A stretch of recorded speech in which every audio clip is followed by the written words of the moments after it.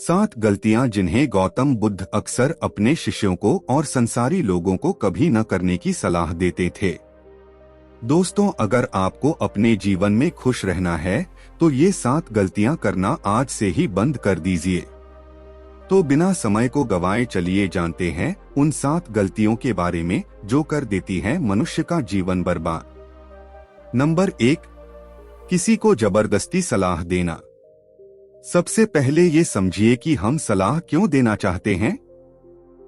हम सलाह इसलिए देना चाहते हैं क्योंकि हम सामने वाले की नजरों में बुद्धिमान बनना चाहते हैं। लेकिन इसका होता बिल्कुल उल्टा है, यानी कि हम उसकी नजरों में मूर्ख बन जाते हैं। लोग 2 तरह के होते हैं, एक वे जो बड़ी बड़ी गाथाएं कहते हैं और कहानियां कहते हैं, लेकिन लोगों पर उसकी बातों का कोई असर नहीं होता है। और दूसरे वे लोग जो केवल एक शब्द कहते हैं और लोगों का हृदय कांप उठता है। इसलिए ऐसे इंसान बनिए कि आपके एक एक शब्द की कीमत हो। एक छोटी सी घटना से आपको समझाता हूँ। एक बार गौतम बुद्ध एक वन के रास्ते से गुजर रहे थे। तभी एक सन्यासी उन्हें देखता है और उनकी तरफ आकर्षित होता है। दोस्तों, बुद्ध की तरफ आकर्षित होना स्वाभाविक था और फिर वो व्यक्ति बुद्ध से पूछता है कि मुनिवर, क्या आप कोई देवता है?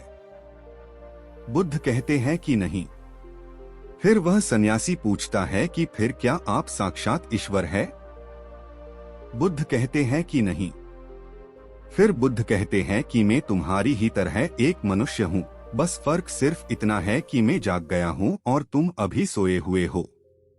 फिर वो सन्यासी बुद्ध से कहता है कि आपके चेहरे के तेज को देखकर ही लगता है कि आप एक सिद्ध पुरुष है। इसलिए मैं ये जानना चाहता हूँ कि आपके गुरु कौन है और किसके मार्गदर्शन ने आपको एक सिद्ध पुरुष बनाया। बुद्ध कहते हैं कि प्रारंभिक स्तर पर मेरे कई गुरु थे, लेकिन आत्मज्ञान के इस मार्ग पर मैं अकेला ही चला और मैंने सैकड़ों गलतियां करी। उसके बाद मैंने खुद ने ही आत्मज्ञान प्राप्त करा। इतना सुनते ही वो सन्यासी आग बबूला हो जाता है और वो सन्यासी बुद्ध से कहता है कि अरे जाओ जाओ, मैंने तुम जैसे पाखंडी बहुत देखे हैं, तुम तो अपने गुरु से ही उनका श्रेय छीन रहे हो।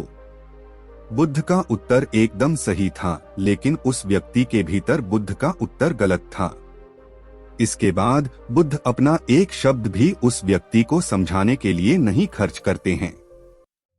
आगे चलकर उसे पता भी लग जाता है, लेकिन उस समय बुद्ध अपनी ऊर्जा और समय को बर्बाद नहीं करते।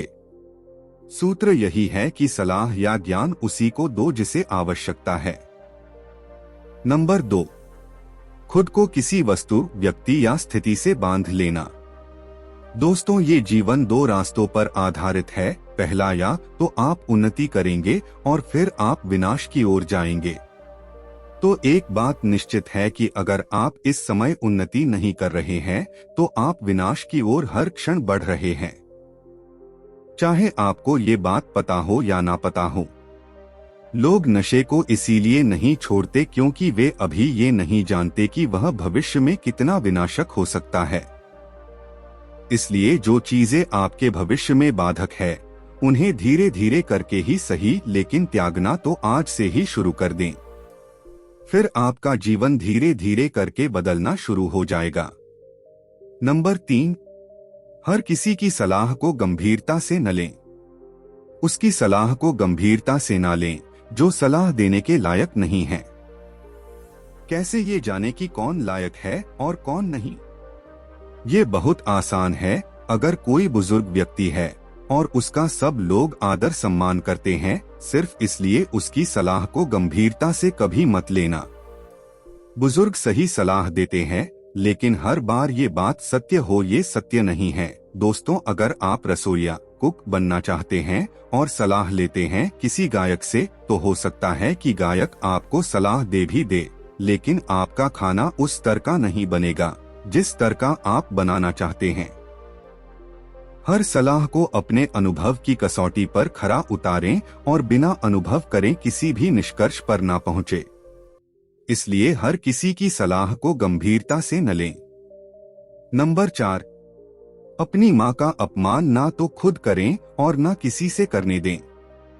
यदि इस पूरे संसार में तुम्हें कोई निस्वार्थ भाव से प्रेम करता है तो वह है तुम्हारी अपनी माँ। दोस्तों, गौतम बुद्ध की माँ, जिनका नाम महामाया था, उन्होंने बुद्ध को जन्म देने के 7 दिन बाद ही अपना शरीर त्याग दिया था। उसके बाद बुद्ध की मौसी, जिनका नाम रानी प्रजापति था, उन्होंने ही बुद्ध को पाला था। गौतम बुद्ध ने अपनी शिक्षाओं में संसारियों को ये सलाह अक्सर दी है कि वे अपनी माँ से प्रेम करें और उसका ख्याल रखें और अपनी माँ का अपमान ना तो खुद करें और ना किसी से करने दें। पर मनुष्य का स्वभाव देखो कैसा है, वो उससे प्रेम करता है जो उससे प्रेम नहीं करता है। जिन्हें लगता है कि उनके पास जीवन में कुछ बड़ा करने की कोई बड़ी वजह नहीं है, तो आज मैं आपको एक बड़ी वजह दे देता हूँ। अपनी माँ के लिए कुछ बड़ा करो, उसे ऐसा जीवन दो जैसे कि वह हकदार है। नंबर 5, दूसरे के बारे में सोचते रहना। अगर आप ध्यान से अवलोकन करें तो आप पाएंगे कि आप पूरे दिन दूसरों के ही बारे में सोचते रहते हैं और फिर अंत में आपके हाथ में लगता है सिर्फ दुख। इसलिए स्वार्थी बन जाओ और खुद से प्रेम करो। लेकिन एक बात याद रखना कि खुद से प्रेम करने का अर्थ या स्वार्थी बनने का अर्थ ये नहीं होता कि तुम किसी का अहित करो। बुद्ध भी स्वार्थी बने थे, तभी वे आत्मज्ञान को पा सकें। जब उन्हें खुद की आवश्यकता थी तब उन्होंने अपने पिता, पुत्र, पत्नी और राज्य किसी के बारे में भी नहीं सोचा और सिर्फ अपने बारे में ही सोचा और सब कुछ छोड़कर वन में चले गए। तो जीवन में स्वार्थी बनना भी आवश्यक है, लेकिन सही उद्देश्य के लिए और जिससे किसी का बुरा भी न हो। नंबर 6, खुद को सबसे होशियार समझना और सीखना बंद करना। दोस्तों, हमारे समाज में बहुत से लोग ऐसे होते हैं जो खुद को सबसे होशियार समझते हैं और हमेशा ये कहते रहते हैं कि मुझे सब पता है। ऐसे लोग कभी भी कुछ भी नया सीखने की कोशिश नहीं करते हैं, जिसके कारण वे हमेशा पीछे रहते हैं। जब हम ये बोलते हैं कि मुझे सब पता है, तो हम ज्ञान लेने के दरवाजे को खुद ही अपने हाथों से बंद कर देते हैं, जिसके कारण हम पीछे रहने लगते हैं।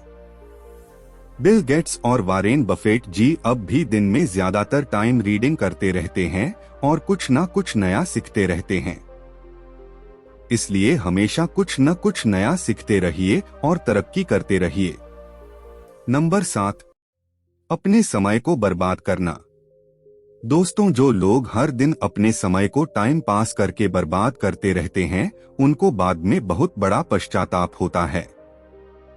क्योंकि एक बार समय हमारे हाथ से निकलकर चला गया ना, तो वो फिर से वापस कभी नहीं आता और ये हम सबको पता है।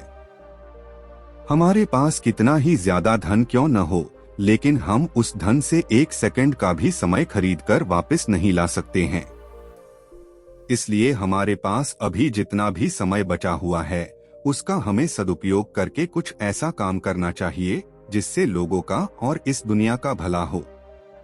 तो ये थी वो 7 गलतियां जो हमें हमारे जीवन में कभी भी नहीं करनी चाहिए, और इन 7 गलतियों को अगर आप अपनी जिंदगी में कर रहे होंगे तो आपको इन गलतियों को अभी से ही करना बंद कर देना चाहिए। जानकारी अच्छी लगी हो तो वीडियो को लाइक, शेयर और चैनल को सब्सक्राइब जरूर करें। वीडियो में अंत तक बने रहने के लिए आपका बहुत बहुत धन्यवाद।